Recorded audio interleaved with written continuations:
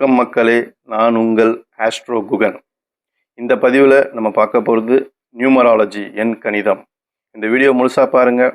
இந்த வீடியோவின் முடிவில் நீங்களும் ஒரு எண் கணிதர் ஆயிடுவீங்க, அதுக்கு நான் கேரண்டி. இந்த பதிவில் நம்ம இதை 3 செக்மெண்ட்டாக பார்க்க போகிறோம். முதல்ல எண் கணிதம்னா என்ன அப்படின்னு பார்ப்போம். அடுத்து அதை எப்படி கால்குலேஷன் கணிப்பது. மூணாவது நடைமுறை வாழ்க்கையில் இதை எப்படி நம்ம பயன்படுத்தி நமக்கு பயனுள்ளதாக அமைச்சிக்கிறது. இதை 3 செக்மெண்ட்டாக நம்ம இந்த பதிவில் பார்ப்போம். முதலில் இறைவணக்கம். சிறுவாபுரி முருகன் துணையோடும் என் தந்தையார் ராஜகுரு அவர்களின் ஆசியோடும் எனக்கு குருவாக இருந்து ஜோதிடம் கற்றுக் கொடுத்த அனைத்து குருமார்களின் பாதம் பணிந்தும் இந்த பதிவை நான் துவங்குகிறேன். எண் கணிதம்னா என்ன?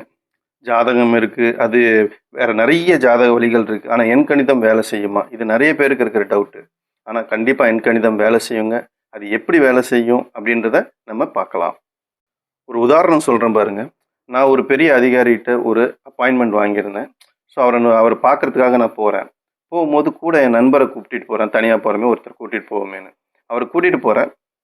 அந்த இடத்துக்கு வந்தோன்னே அங்கே பார்த்தீங்கன்னா ஒரு வாட்ச்மேன் இருந்தார். என்னோட நண்பரை சல்யூட் அடித்து, வாங்க சார், உங்களுக்கு தான் சார் வெயிட்டிங் சொல்லி உள்ள கூப்பிட்டாரு. நான் பின்னாடியே வரேன். என்னை உங்கள் கூட வந்திருக்காரா சார்?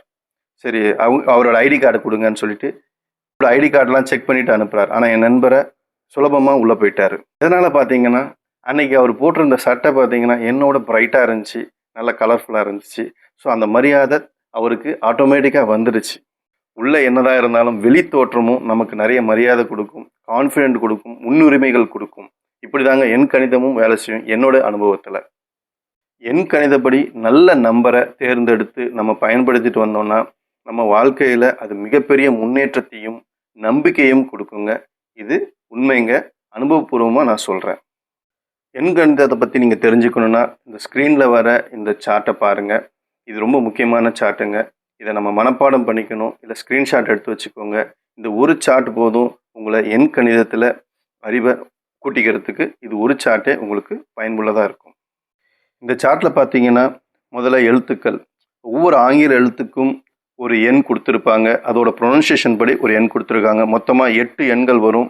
ஒவ்வொரு ஆங்கில எழுத்துக்கும் அது மாதிரி வரும். ஃபஸ்ட்டு கட்டத்தில் பார்த்தீங்கன்னா AIJQY, அதுக்கு 1 நம்பர் எண் கொடுத்துருக்காங்க. BKR, அதுக்கு 2ஆம் நம்பர் எண் கொடுத்துருக்காங்க. CGLS, அதுக்கு 3ஆம் நம்பர் கொடுத்துருக்காங்க. DMT, அதுக்கு 4ஆம் நம்பர் கொடுத்துருக்காங்க.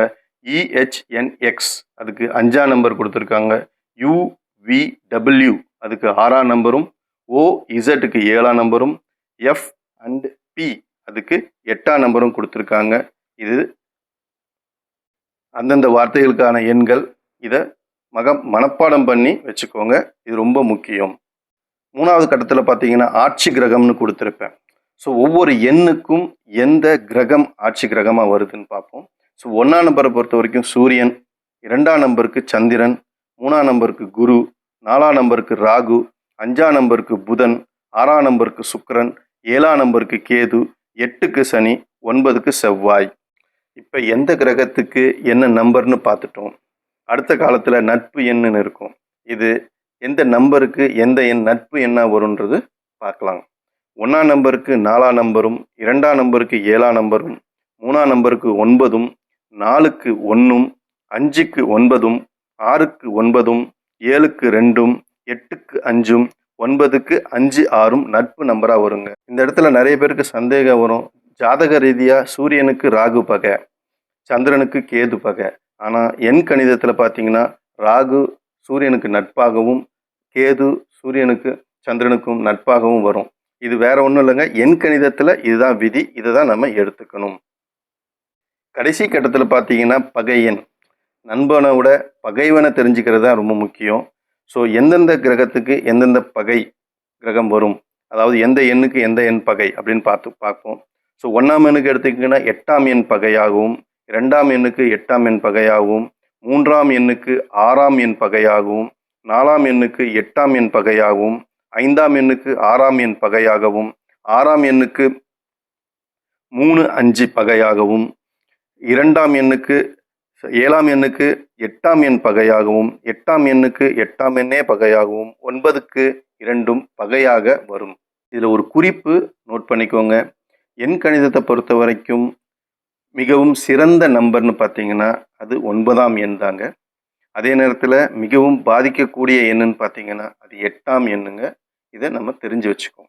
எண் கணிதம் நமக்கு தெரியணும்னா எந்த எண்ணுக்கு எந்த நம்பர்னும், அதாவது எந்த வார்த்தைக்கு எந்த நம்பர்னும், எந்த நம்பருக்கு எது நட்பு நம்பராக வரும், எது பகை நம்பராக வரும்ன்றதை தெரிஞ்சுக்கணும். இது ரொம்ப ரொம்ப முக்கியம்.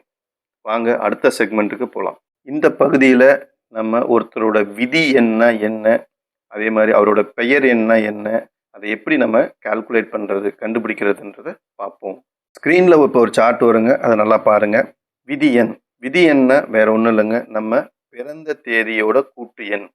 பிறந்த தேதி, மாதம், வருடம் இதை மொத்தமாக கூட்டினா வர எண் தான் விதி எண். உதாரணத்துக்கு பார்த்தீங்கன்னா 15/11/1999 இதை கூட்டும் போது 36 வருது. அதையும் சிங்கிள் எண்ணாக மாற்றினா 9 எண் வருது, 9ஆம் எண் வருது. 9ஆம் எண் தாங்க உங்களோட விதி எண். இப்போ பெயர் எண்ணுக்கு போவோம். பெயர் எண், அது பெயர், நம்மளோட பெயரை நம்ம ஆல்ஃபபெட்டுக்கு ஏற்ற மாதிரி எண்கள் நம்ம போன சார்ட்டில் பார்த்துருப்போம். அதை வச்சு நம்ம கண்டுபிடிக்கணுங்க. இப்போ பார்த்தீங்கன்னா ஒரு உதாரணத்துக்கு கொடுத்துருக்கேன். ஆர் பாரதி, அவரோட பெயர் எண் என்ன? ஸோ ஆருக்கு என்ன லெட்டர்னா 2, பிக்கு 2, ஹெச்சுக்கு 5, ஏக்கு 1, ஆருக்கு திரும்பவும் 2, ஏக்கு திரும்பவும் 1, டிக்கு 4, ஹெச்சுக்கு 5, ஐக்கு 1. இதெல்லாம் மொத்தமாக கூட்டினா 23 வரும். அந்த 2ஐயும் 3ஐயும் கூட்டினா 5 வரும். இவரோட பெயர் எண் 5. இவரோட பெயரை கூட்டும் போது 23ஆம் நம்பர் வந்தது. 23ஆம் நம்பருக்கும் சில குறிப்புகள் இருக்குது, சில நிறைய பலன்கள் இருக்குது. அதை வேற செக்மெண்ட்டில் பார்ப்போம். இப்போ நம்ம பெயர் எண் 5க்கு என்னன்றதை பார்ப்போம். இந்த சார்ட்டில் பார்த்தீங்கன்னா பிறந்த தேதி, அதாவது விதி எண் பார்த்தீங்கன்னா 9, பெயர்னு பார்த்தீங்கன்னா 5, 9க்கு 5 நட்பு. ஸோ இந்த பெயர் இந்த பிறந்த தேதிக்கு நன்றாக பொருந்துங்க. இது நல்ல பலனை கொடுக்கும்.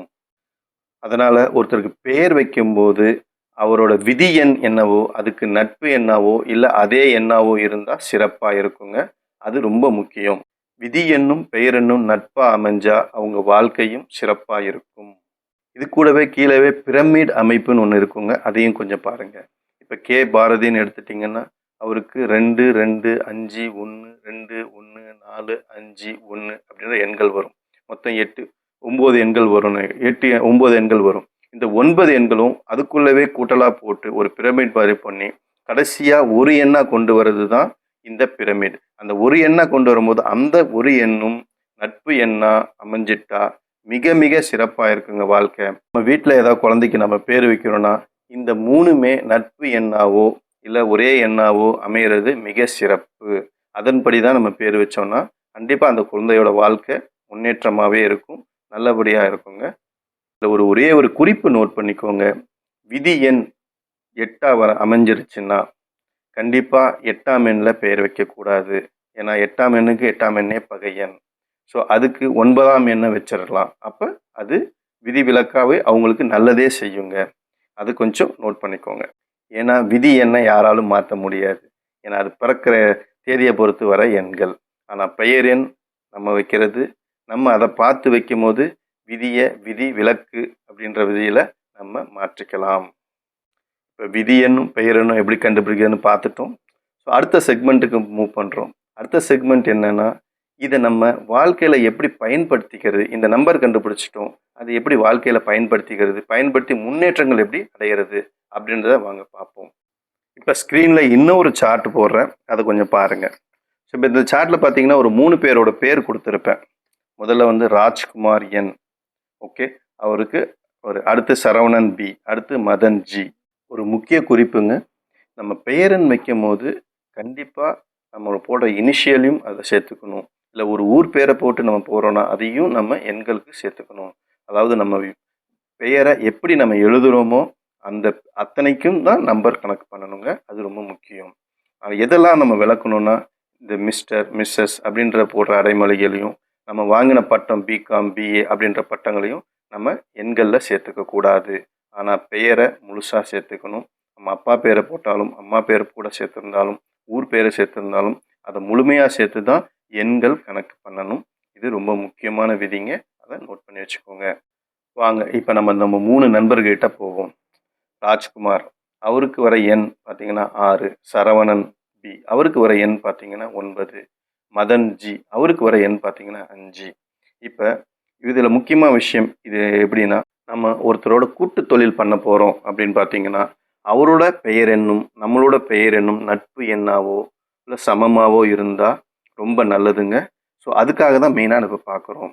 இல்லை ஒரு விஷயம் ஒரு நம்ம நடைமுறையில் சொல்கிறேன். ஒருத்தருக்கு நம்ம கடன் கொடுக்க போகிறோம். அப்புறம் கடன் கேட்குறாரு.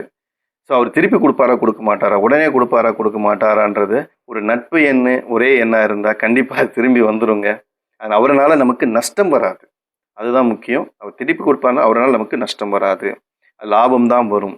ஸோ அதனால தாங்க இந்த எண்ணை ரொம்ப முக்கியமாக பார்க்கணும். நம்ம எங்கெல்லாம் பயன்படுத்தலாமோ பயன்படுத்திக்கலாம். ஏன்னா அவங்க ஒரு பெயர் எண்ணை வச்சு நம்ம ஒருத்தரோட பிஸ்னஸ் எப்படி பண்ணலாமா வேணாமா அப்படின்றது ஒரு அக்ரிமெண்ட் போடுறோன்னா அந்த அக்ரிமெண்ட் நிலச்சி இருக்குமா, அது ஸ்ட்ராங்காக இருக்குமா, அதெல்லாம் வந்து இந்த பெயர் எண் கண்டிப்பாக நல்லா வேலை செய்யுங்க. நான் அனுபவபூர்வமாக சொல்கிறேன். நீங்கள் செஞ்சு பாருங்கள். கண்டிப்பாக இது வந்து உங்களுக்கு ஒரு பெரிய உதவியாக இருக்கும். இது நாம் வாங்க திருப்பி அந்த நண்பர்களிடையே போய் பார்ப்போம்.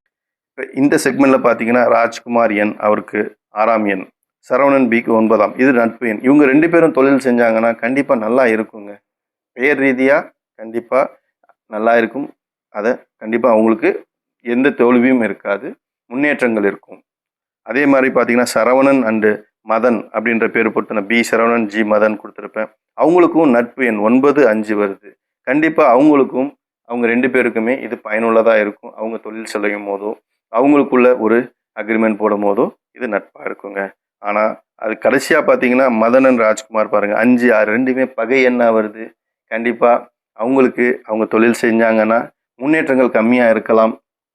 அவங்க எதிர்பார்த்த லாபங்கள் கிடைக்காம போகலாம். இது பகை எண்ணால் வரக்கூடிய விஷயங்கள். இது மட்டுமே காரணகர்த்தா இல்லைங்க, நிறைய காரணங்கள் இருக்குது.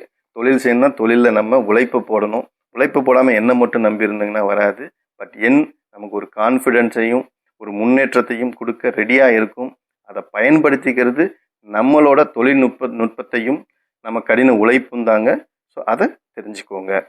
இந்த மாதிரி பெயரெண்ணை வச்சு நம்ம நிறைய விஷயங்கள் சாதிக்கலாம். நம்ம வாழ்க்கையில் முன்னேற்றங்களுக்கு இது ரொம்பவும் உதவியாக இருக்கும். உடனே பகை எண் கொண்டவங்களாம் நமக்கு பகையவர்கள் நினச்சிடாதீங்க. அதெல்லாம் ஒன்றும் இல்லைங்க. இது வந்து ஒரு 20% 30% நமக்கு வாழ்க்கையை முன்னேற்றத்துக்கான விஷயங்கள் தான். இதை எங்கே பயன்படுத்தணுமோ அங்கே சரியாக பயன்படுத்திங்கன்னா உங்களுக்கு முன்னேற்றம் இருக்கும். அதை தவிர்த்து தேவையில்லாத இடத்துல பயன்படுத்த வேண்டியது இல்லைங்க. ஏன்னா நமக்குன்னு ஒரு ஜாதகம் இருக்குது. அதன்படி நமக்கு எல்லாமே அமையும்.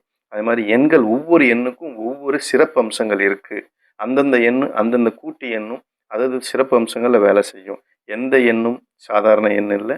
எல்லாத்துக்கும் பலமும் இருக்குது, பலவீனமும் இருக்குது. ஆனால் எண்களோடு நம்ம விளையாடக்கூடாது.